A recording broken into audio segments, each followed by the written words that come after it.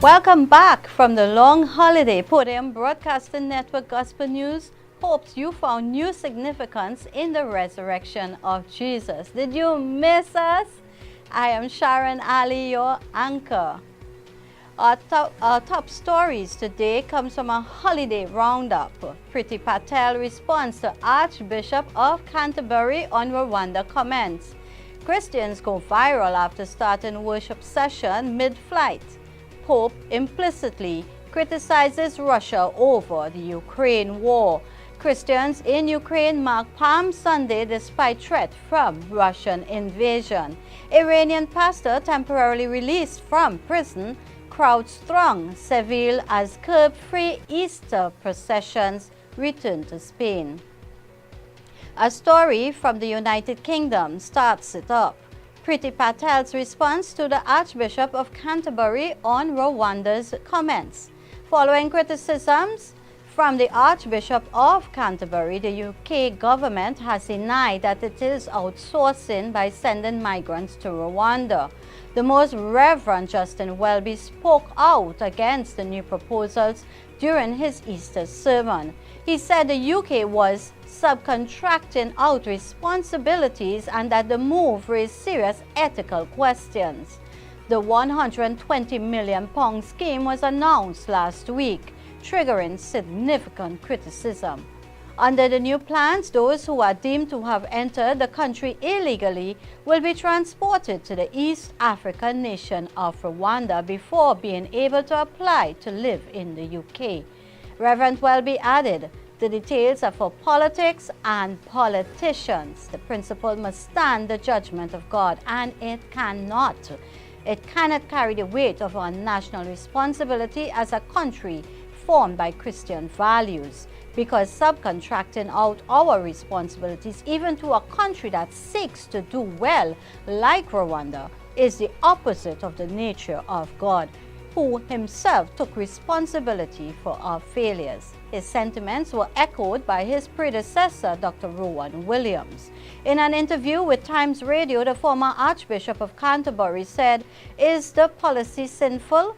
I think in a word, yes. I think that without commenting on the motivation or moral standing of any individual involved, the policy itself seems to me to be not in accord with what I understand about God." The Archbishop of York, Most Reverend Stephen Cottrell, has also chimed in on the plan, saying we can do better than this. However, Home Secretary Priti Patel has fought back against the institution's criticism via an article in The Times. It reads, "We are taking bold and innovative steps, and it's surprising that those institutions that criticize the plans fail to offer their own solutions." Government Minister Craig Hans has stood by decisions made by Priti Patel and echoed challenges for the senior clergymen to come up with a better plan. The Energy Minister told Sky News, "No, we are not. This is an agreement between two sovereign countries, the UK and Rwanda. I think what others, the critics of this plan, need to do is to show what their solution would be." Cabinet Minister Jacob Rees-Mogg said that the Archbishop of Canterbury has misunderstood the aims of the policy. This brings us to our poll question. Do you think that this plan to send migrants to Rwanda is properly thought out? A.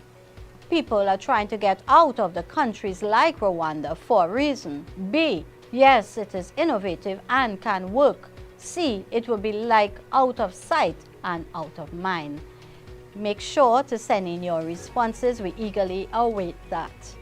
In reflecting on this story, PBN would like to point out that the work with refugees and other migrants has been in a large part taken on by churches and Christian organizations all over the world. There were always means and solutions, but governments and support has not been forthcoming, nor has it been able to keep up with the demand or needs of the migration issues and of the organizations involved and leading the way. This brings us to our next story. The story is up in the air A group of Christians have gone viral after a video showed them taking over a flight mid-air to sing worship songs.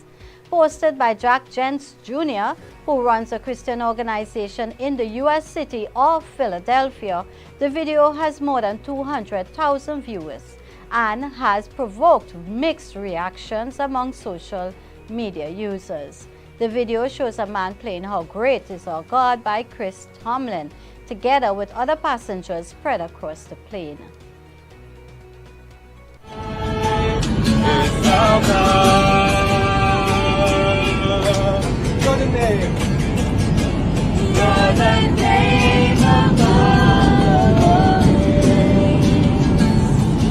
You are worthy of all praise. It's our God. You're the name. You're the name above. You are worthy of all. Susan Osman, a Facebook user who commented on the post, their worship session was not acceptable. She posted, "Here you are, a less than mediocre singer who knows maybe 3 or 4 chords, garage band preacher trying to be cutesy-pootsy. These passengers are held captive in a tube hurtling at over 500 miles per hour, 30,000 feet in the air, with a ticket that they paid for with their hard-earned money, having to listen to your ego gone wild. This is definitely not the way. Shame on you." Jens Jr. responded to Osman's criticism, saying that they had done so with permission and explained many people were touched by the songs they played. He said, "We were just with the Ukrainian refugees, helping them in this tough time. They were thankful for our humanitarian aid, but they were extremely touched when we prayed with them. God loves these beautiful people so much. I pray that you would experience the love of God. He loves you so much, Susan," he continued. And we will be back shortly after this break.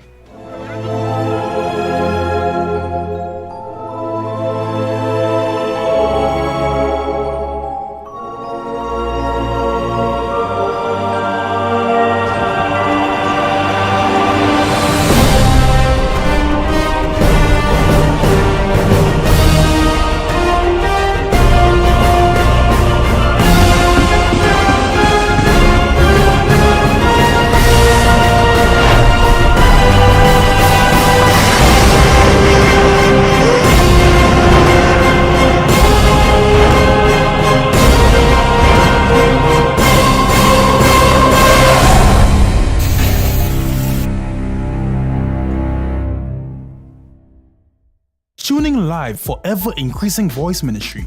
This is the teaching ministry of Carl and Julie Mead and has been birthed over 20 years now and have bring changes to many lives. If you want your faith to grow and to starve your doubts to death, tune into these broadcasts on Podium Broadcasting Network, where we are getting the people heavenly ready.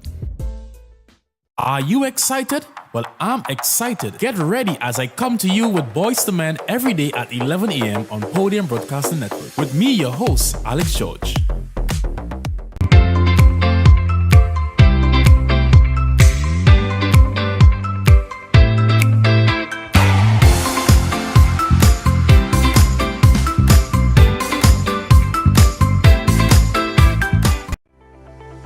Tune in for our Nugget segment at 9 a.m. from Monday to Friday for compact revelation, short pitch statements with deep meaning.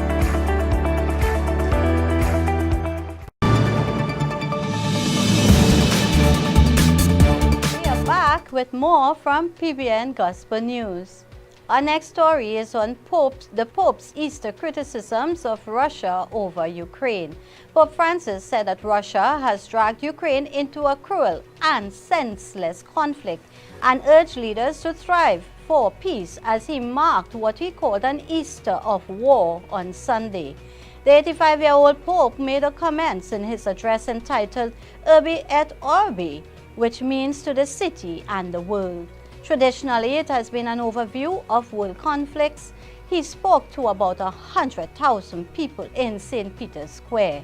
It was the first Easter since 2019 that the public was allowed into the square to hear the twice-yearly address following 2 years of COVID-19 restrictions. Francis dedicated much of the message to Ukraine, comparing the shock of another war in Europe to the shock of the apostles when they saw the risen Jesus. He said, "Our eyes too are incredulous on this Easter of war. We have seen all too much blood, all too much violence. Our hearts too have been filled with fear and anguish, as so many of our brothers and sisters have had to lock themselves away in order to be safe from bombing. May there be peace for war-torn Ukraine, so sorely tried by the violence and destruction of cruel and senseless war into which it was dragged." Moscow describes the action it launched on February 24th as a special military operation. Francis, who did not mention Russia by name, has already rejected that terminology, calling it a war and previously using terms such as unjustified aggression and invasion. He said, "Let there be a decision for peace. May there be an end to the flexing of muscles while people are suffering." This was on Sunday, going on to thank those who had taken in refugees from the Ukraine, most of whom have gone to Poland. Earlier this month in Malta, Francis implicitly criticized Russian President Vladimir Putin over the invasion, saying it was a potentate that was fomenting conflict for nationalist interests. The Pope again raised the specter of the war leading to a nuclear conflict, something he has spoken of several times since the Russian invasion began. This time he quoted the 1955 manifesto by philosopher Bertrand Russell and physicist Albert Einstein. "Shall we put an end to the human race, or shall mankind renounce war?" Francis said, looking down on the square bedecked by tens of thousands of flowers donated by the Netherlands, "Please, let us not get used to war. Let us all commit ourselves to imploring peace from our balconies and in our streets. May the leaders of nations hear people's plea for peace. I hold in my heart all the many Ukrainian victims, the millions of refugees and internally displaced persons, the divided families, the elderly left to themselves, the lives broken and the cities razed to the ground." He also called for reconciliation among Israelis and Palestinians and among the people of Lebanon, Syria, Iraq, Libya, Myanmar, and the Democratic Republic of Congo, which he is due to visit in July. Christians in Ukraine mark Palm Sunday despite threat from Russian invasion. This is our next story. Christians across Ukraine gathered on Sunday to mark the start of the holy season. For Orthodox Christians, Easter is normally celebrated a week after Western Easter, as it follows the Julian calendar. Services were held in the devastated cities of Bucha and Lviv. People in Ivano-Frankivsk, Western Ukraine, were also pictured holding willow branches to honor the day. In Lviv, Ukrainian servicemen were sprinkled with holy water as they attended the consecration of the willow branches on Palm Sunday. Local citizens attended a worship service at the Orthodox Church of Ukraine in Lviv. Important objects and artifacts are wrapped in white cloth to protect them from the damage caused by the Russian invasion. Christian leaders had called for a truce and an end to the fighting during Easter. Iranian pastor temporarily released from prison. An Iranian church leader has been granted 5 days of temporary furlough from prison after years of legal challenges and imprisonment. Pastor Yusuf Nandakani is currently serving a 6-year sentence, which was reduced from 10 years on charges of acting against national security by promoting Zionist Christianity. Dr. Kataza Gondwi, Christian Solidarity Worldwide's Africa and Middle East team leader, told Premier News the temporary release could be part of a PR exercise amidst the nuclear negotiations. We're happy that he has been granted this permit, but we would prefer that he was released completely because of the charges against him in promoting Zionist Christianity, whatever that may be, and acting against national security. Simply for praising God and following your faith are excessive. The sentences are undeserved, she continued. For Dr. Gondwi, his arrest is part of a huge campaign against converts to Christianity.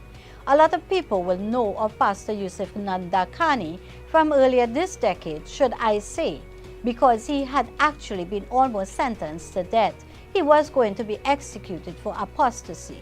So at that time, we campaigned for his release and also for the overturning of the death sentence, and that was successful. He was left alone for a little while, and then it's almost like the regime started to harass him again. So this was part of renewed harassment of him and of the denomination he belongs to, which is the Church of Iran. So a lot of Church of Iran members have been arrested, as have many others from other church networks, and particularly those who are targeted or those who have converted from Islam. We have to remember that Iran is actually a theocracy. So it's almost as if they treat conversion to another religion as a rejection of the very state itself. Dr. Gondwi went on to urge Christians to pray for him. Let's pray big prayers that not only him but the others also who were charged similarly, they received the same sentence, will be released, and not just them, but others who are either on trial or have been detained on excessive national security charges. It is ludicrous that people who are simply peaceably following their religion or belief are being charged as a threat to national security, as a threat to the state. So pray that those charges will be ended and that everyone who has been imprisoned or charged in those terms will be set free from these charges or imprisonment. Our next story is in Spain. Crowd strong Seville as curb-free Easter procession returned to Spain.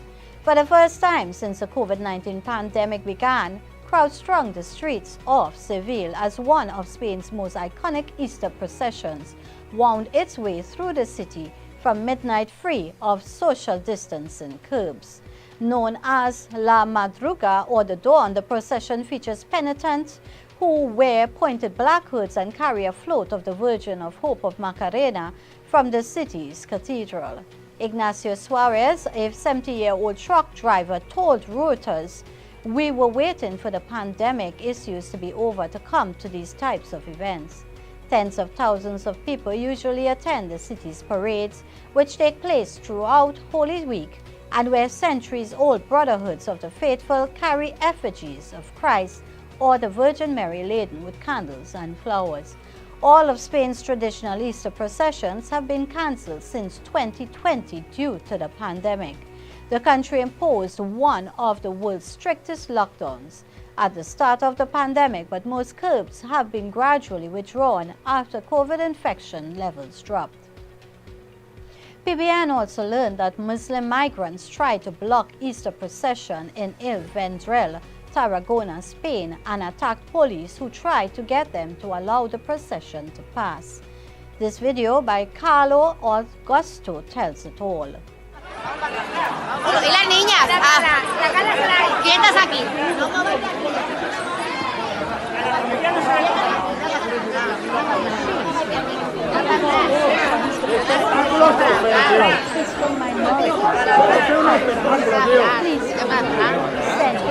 Qué vergüenza, de verdad, qué vergüenza, tío. Qué vergüenza, colega.